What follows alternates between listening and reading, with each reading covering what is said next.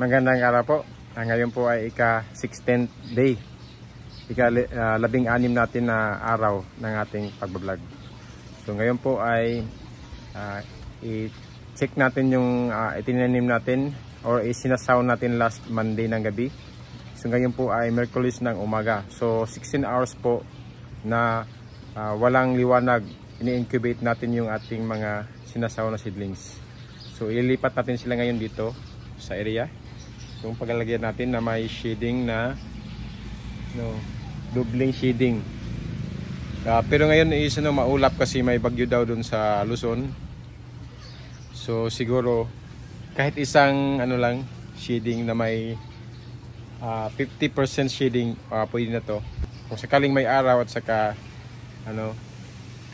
kailangan natin dodoblehin yung shading. So ngayon po ay kahit isang shading na, at least may liwanag kasi first day po na ma-expose sa liwanag yung ating mga seedlings. Yun po ay pang 6th batch o pang 6 na batch po ng ating litos doon sa kabila. So ilipat natin dito ngayon.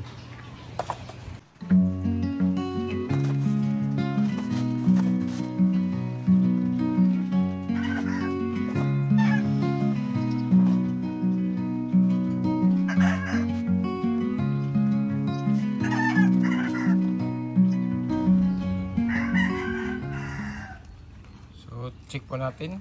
Ito na po yung ating 16 hours old na seedlings. So kung makita po natin, meron ng mga primary roots na lumalabas, yung puti. Yan. So yun po, yung sunlight, yung liwanag niya ay dapat hindi po direct. So dahil may araw, siguro pag alis natin dito papuntang opisina, kung sakaling may talaga may araw at saka kunti lang yung ulap, idudublehin na natin yung ating shading. So ngayon ay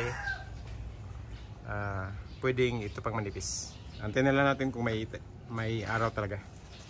So yun po. So ang gagawin po natin dito, check po natin yung moisture. Dapat ay basa po yung mga foam, pati ibabaw ng foam. At saka yung level ng tubig dapat nasa 3/4 po ng ating foam. Yan. At saka mamasa-masa naman yung surface. Yan. So kailangan natin magdilig ng konti lang kasi para at least moist na moist po yung surface. At di po kailangan di po dapat na yung parang nakalutang or nasa nasa roots na level, nasa level na ng roots yung tubig. Dapat na mababa lang sa yung mga roots na puputok or yung lumabas na roots. Para sure po nasa 3/4 level lang ng ating foam. So kuha po muna tayo ng tubig. So pure water po ang dito, pure water po to. At saka mag-introduce lang po tayo ng half strength doon na sa ika-3rd or 4th day from sowing. So sa Huibis or Bernice. Ganun po. So kung may bakante tayo sa Huibis, so pwedeng Huibis ng umaga, mag-introduce po tayo ng half strength ng nutrient solution. So kuha muna tayo ng fresh water, yung tap water lang.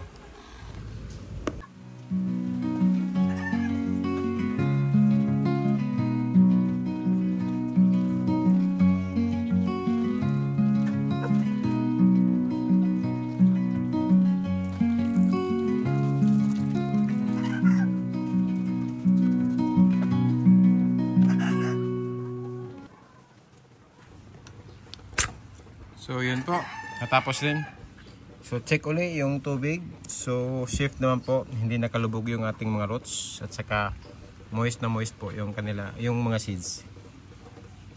So mamayang tanghali ay mag-mist tayo ng pure water pa rin. So introduce ko po yung ito pala yung original na hydroponic system ko, naka NFT. At saka ngayon po ay may ulmitin na tanim. So itong space na to ay walang tanim kasi yung pump niya ay ginamit ko muna doon sa kabilang hydroponics pang supply po ng tubig. Yung sa kabila hindi naman yung hindi yun NFT kundi Kratky. Pero ang ginamit ko yung pump para po panghikop ng nutrient solution para po maglagay ng nutrient from drum, galing sa drum papunta doon sa mga bed. So i-explain ko po bakit hindi NFT yung ginamit ko doon sa kabilang area. Kasi po malayo sa amin, nasa 8 kilometers, tsaka para po hindi masyadong matrabaho doon, ay ginawa ko po ay para less maintenance po doon. Ang ginawa ko ay Kratky na para kung may burnout, so walang problema. At saka magastos din kapag NFT, so Kratky muna kasi less maintenance, saka safe din sa mainit na kung sakaling tag-init, mas safe po yung Kratky. Kasi hindi masyadong iinit yung nutrient solution. Di kagaya po dito, pag masyadong mainit yung araw, kapag hindi mo nalagay itong shade, talagang iinit yung nutrient solution at maka-apekto sa tubo ng ating halaman.